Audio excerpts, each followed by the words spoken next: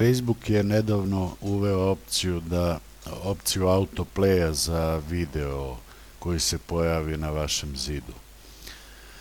Tako da kada pregledavate vaš zid ili nečiji profil ili neku stranicu na Facebooku, kad god se pojavi video, on automatski krene da se učitava.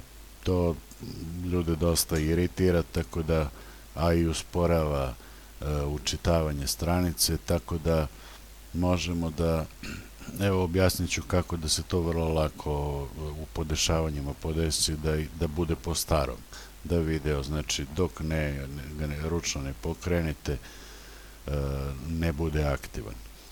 Znači idete desno u settings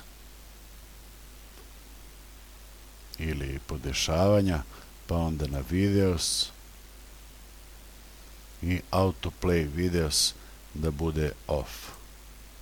Ako je, verovatno je u startu default, znači stavite off i to je to.